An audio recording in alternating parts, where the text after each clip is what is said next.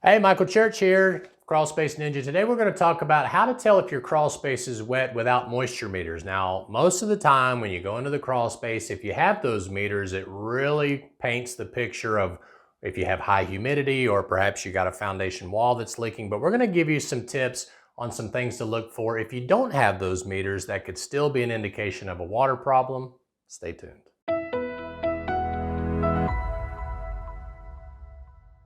So if you're new to Crawl Space Ninja, we talk about everything related to crawl space encapsulation, waterproofing, indoor air quality. We hope you'll subscribe to our channel, ring that notifications bell, follow us on Facebook, and also make sure you check out our DIY store and our franchise opportunity. So I made a list here of some things that I look for whenever I'm in a crawl space and I'm trying to determine, the extent of water damage, and some things that you can look for in the foundation wall is discoloration. Okay, so I'm talking about a wall that is not painted. So if you have a block wall or a concrete wall and you notice like dark spots over there and light spots over there, normally the dark spots are signs of a past moisture intrusion. Now, it may not be active, which is where the meter would really come in handy, because you could put that meter on there and it would give you an indication of whether there's water inside the wall. But if you start to see some patterns of discoloration or light and dark spots throughout the foundation wall, maybe it's just as simple as you making that downspout extension right there in that corner where that dark spot is, and that takes care of it. Or it could be an indication of a footer drain that's failed and now that water is starting to come in. But anyway, that's one thing to look for, are dark and light patterns on a non-painted foundation wall. Now, if your wall happens to be painted, which we don't recommend, some of the things that you would notice is perhaps a discoloration of the paint. So a lot of people like to put like dry lock or something like that on the wall. And if you see a yellowing or a dark brown discoloration on that paint, that obviously paint is designed to kind of try to stop. It can handle up to 15 PSI, I believe. But if you get way more pressure behind there than that, it could push through that paint and even bleed out. And so you can see like some discolorations on the paint.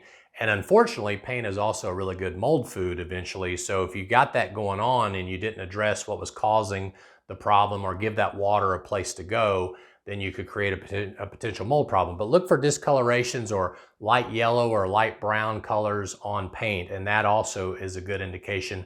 And sometimes you'll have efflorescence, whether the wall is painted or not. You can have efflorescence pushing through the paint, or you can have that salty efflorescence throughout the cinder block. As you see the light and dark, you might have some really light, salty efflorescence going through there. And if you haven't seen our video on that, I'll put a link down to that below too. Okay, so let's look at the plastic now. So if you've got a standard home with perhaps a 6 mil black plastic or a clear plastic laid down on the ground, if you see that plastic is shifted from when the builders put it in, that could be a couple things. It could be your HVAC or your plumber went in there and they kind of messed up your plastic, but you could also be from a flooding problem. So it floods so much in there, it raises the plastic and shifts it over, maybe away from the door is a good example. Like if your door's taking on a lot of water and the plastic is moved away from the door, that's an issue of a moisture problem inside of the crawl space. The other thing about plastic is it's a good indicator of condensation as well, especially in the summertime when those ducts start condensating and dripping water. You can almost see like a drip line underneath that ductwork. And to me, it's where the moisture hits the plastic and then perhaps the dirt or the dust on the plastic kind of pools inside of that water. And then that water evaporates and leaves like a little dirt trail directly underneath the ductwork. So you can do that sort of thing. You can have rusted straps on the ductwork. So if you've got a hard duct that was installed a few years back, they'll use metal straps to hold the ductwork up.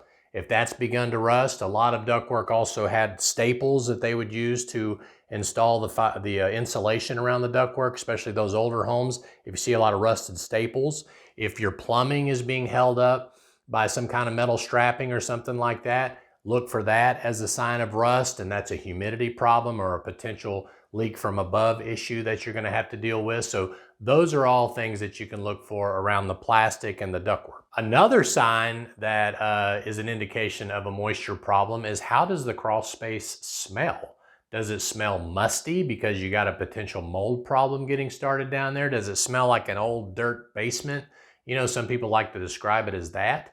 But keep in mind that mold, when it first gets started, until it's grown enough and become a major issue where you can see it on the wood, it's microscopic. So your nose is kind of the indicator. You can't see it, but you can smell it. That's what that musty smell is. So if you are going down in your crawl space, or maybe whenever your HVAC kicks on and it kind of kicks up a musty smell into the house, you might want to check out the crawl space and see if there's a moisture issue going on, because that is a good indication of a moisture problem down there.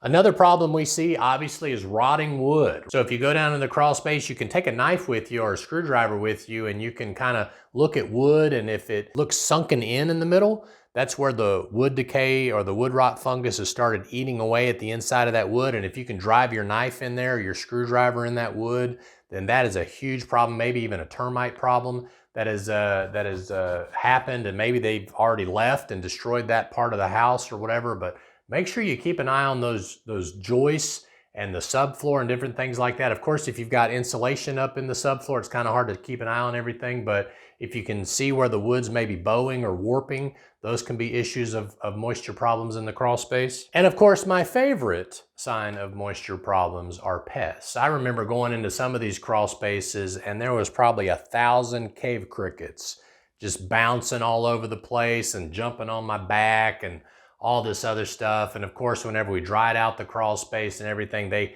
moved out. So if you got a lot of, cave crickets or those house centipedes with those really big furry looking legs crawling around in there. Black widows really like damp crawl spaces too, if you live around an area that has black widows, and of course silverfish. So those are some of the pests that you can see inside the crawl space that can be a problem. And a lot of times the mice like to eat those pests. So you might have some rodents in there, and then here comes the snakes, right? So you get rid of the bugs, you might get rid of the mice, and then you might eventually get rid of the snakes too. So if I missed something that you are in your crawl space and you see a sign of a moisture problem, we hope you'll list that down below. And I'm Michael Church of Crawl Space Ninja, and we hope you make it a happy and blessed day, and we'll see you later.